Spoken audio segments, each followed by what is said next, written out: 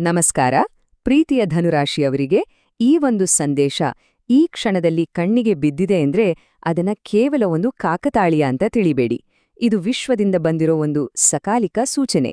ಇದರಲ್ಲಿ ಅಡಗಿರೋ ವಿಶೇಷತೆ ಏನು ಅಂತ ತಿಳಿದುಕೊಳ್ಳೋಣ ಬನ್ನಿ. ಆ ನಗುವಿನ ಹಿಂದೆ ಎಷ್ಟೊಂದು ನೋವನ್ನು ಬಚ್ಚಿಡಲಾಗಿದೆ. ಎಷ್ಟೋ ಸಲ ಒಳಗೊಳಗೆ ಕುಗ್ಗಿದ್ರೂ ಹೊರಗಡೆಗೆ ಒಂದು ಧೈರ್ಯದ ಮುಖವಾಡ ಹಾಕ್ಕೊಂಡಿರೋದು ನಿಜ ಅಲ್ವಾ? ಆ ಮೌನ ಪ್ರಾರ್ಥನೆಗಳಿಗೆ ಸಿಕ್ಕಿರೋ ದೈವಿಕ ಉತ್ತರವೇ ಈ ಮಾತುಗಳು. ಈ ಪ್ರಶ್ನೆ ಮನಸ್ಸಿನಲ್ಲಿ ಎಷ್ಟೋ ಬಾರಿ ಸುಳಿದಾಡಿರುತ್ತೆ. ಆ ಎಲ್ಲ ತಾಳ್ಮೆಗೆ, ಆ ಕಾಯುವಿಕೆಗೆ ಈಗ ಉತ್ತರ ಸಿಗೋ ಸಮಯ ಬಂದಿದೆ. ನೋಡಿ, ಫೆಬ್ರವರಿ 2026 ಅನ್ನೋದು ಕೇವಲ ಮತ್ತೊಂದು ತಿಂಗಳಲ್ಲ. ಇದು ಜೀವನದ ಒಂದು ಬಹುಮುಖ್ಯ ತಿರುವು. ಇಷ್ಟು ದಿನದ ತಾಳ್ಮೆಗೆ ಪ್ರತಿಫಲ ಸಿಗುವ, ದುಃಖವೆಲ್ಲ ಸಂತೋಷವಾಗಿ ಬದಲಾಗುವ ಮತ್ತು ಜೀವನಕ್ಕೆ ಒಂದು ಹೊಸ ಬೆಳಕು ಸಿಗೋ ಸಮಯವಿದು.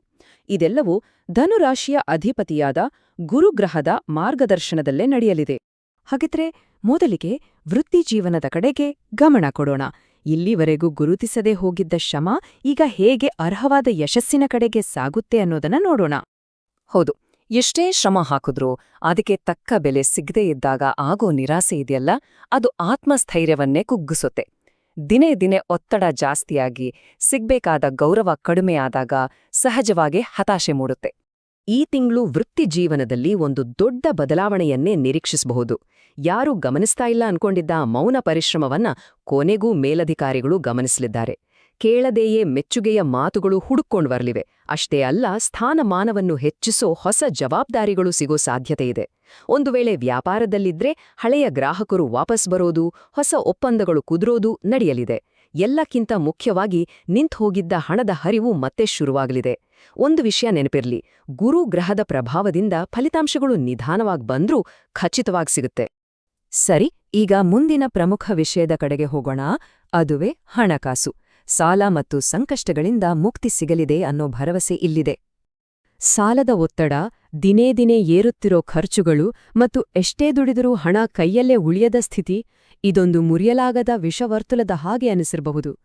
ಈ ಆರ್ಥಿಕ ಸಂಕಷ್ಟಗಳಿಗೆ ಈಗ ಪರಿಹಾರ ಸಿಗೋ ಸಮಯ ಬಂದಿದೆ.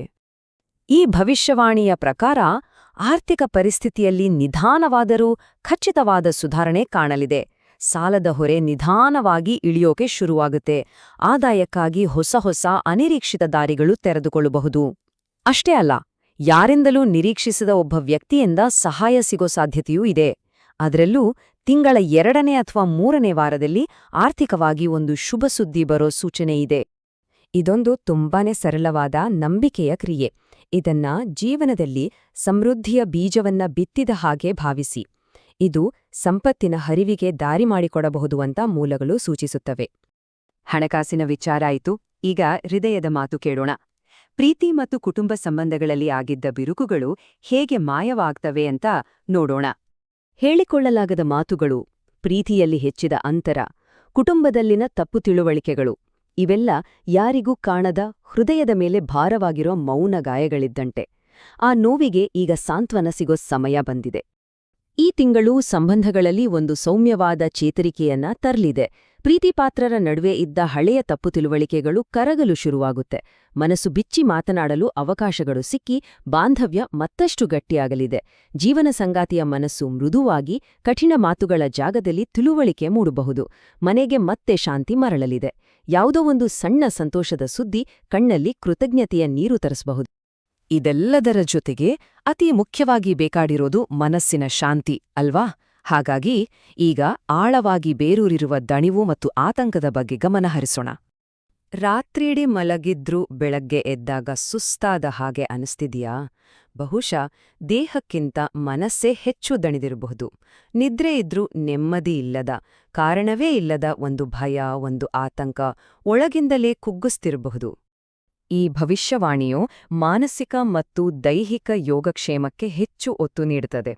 ದೈಹಿಕ ಆರೋಗ್ಯದಲ್ಲಿ ನಿಧಾನವಾದರೂ ಸ್ಥಿರವಾದ ಚೇತರಿಕೆ ಕಾಣಲಿದೆ. ಮನಸ್ಸಿನ ಮೇಲಿದ್ದ ಭಾರ ಹಗುರವಾಗಲು ಶುರುವಾಗುತ್ತೆ. ಪ್ರಾರ್ಥನೆ ಮತ್ತು ಧ್ಯಾನ ಆಂತರಿಕ ಶಕ್ತಿಯನ್ನು ಜಾಗೃತಗೊಳಿಸಲು ಸಹಾಯ ಮಾಡುತ್ತದೆ. ಫೆಬ್ರವರಿ ತಿಂಗಳ ಅಂತ್ಯದ ವೇಳೆಗೆ ಆಂತರಿಕ ಭಯವು ಕರಗಿ ಆ ಜಾಗದಲ್ಲಿ ಆಳವಾದ ಶಾಂತಿ ನೆಲೆಸಲಿದೆ. ಈ ಸರಳ ದೈನಂದಿನ ಅಭ್ಯಾಸ ಇಡೀ ದಿನ ಮನಸ್ಸಿಗೆ ಒಂದು ಶಾಂತಿಯ ಕವಚವನ್ನು ಸೃಷ್ಟಿಸಲು ಸಹಾಯ ಮಾಡುತ್ತದೆ ಎಂದು ಮೂಲಗಳು ಹೇಳುತ್ತವೆ. ಈಗ ಈ ಇಡೀ ಭವಿಷ್ಯವಾಣಿಯ ಅತ್ಯಂತ ಕುತೂಹಲಕಾರಿ ಮತ್ತು ಪ್ರಮುಖವಾದ ಭಾಗಕ್ಕೆ ಬಂದಿದ್ದೇವೆ. ಫೆಬ್ರವರಿಯಲ್ಲಿ ಬರಲಿರುವ ಜೀವನವನ್ನೇ ಬದಲಿಸಬಲ್ಲ ಆ ಒಂದು ಮಹತ್ವದ ಕ್ಷಣದ ಬಗ್ಗೆ ತಿಳಿಯೋಣ. ಹೌದು, ಇದು ಎಲ್ಲೊಂದರಿಂದ ಬಂದ ಹಾಗೆ ಕಾಣುವ ಒಂದು ಹೊಸ ಅವಕಾಶವಾಗಿರಬಹುದು, ದೃಷ್ಟಿಕೋನವನ್ನೇ ಬದಲಿಸೋ ಒಬ್ಬ ಹೊಸ ವ್ಯಕ್ತಿಯ ಭೇಟಿಯಾಗಿರಬಹುದು, ಅಥವಾ ಒಳಗಿನಿಂದಲೇ ಮೂಡುವ ಒಂದು ದೃಢ ಸಂಕಲ್ಪವಾಗಿರಬಹುದು. ಅದು ಯಾವುದೇ ರೂಪದಲ್ಲಿ ಬಂದ್ರೂ ಆ ಒಂದು ಕ್ಷಣ ಜೀವನದ ದಾರಿಯನ್ನೇ ಬದಲಿಸೋ ಶಕ್ತಿಯನ್ನು ಹೊಂದಿದೆ. ಈ ಶಕ್ತಿಶಾಲಿ ಮತ್ತು ಧೈರ್ಯ ತುಂಬುವ ಸಂದೇಶವನ್ನ ಕೇಳಿ. ಇಷ್ಟು ದಿನ ಅನುಭವಿಸಿದ ನೋವು ಮತ್ತು ತಾಳ್ಮೆ ವ್ಯರ್ಥವಾಗಿಲ್ಲ.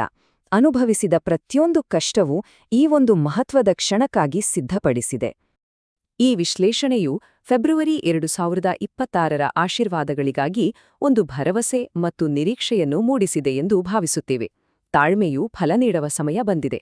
ಆ ಹೊಸ ಆರಂಭಕ್ಕಾಗಿ ಸಿದ್ಧರಾಗಿ. ಓಂ ಶಾಂತಿ.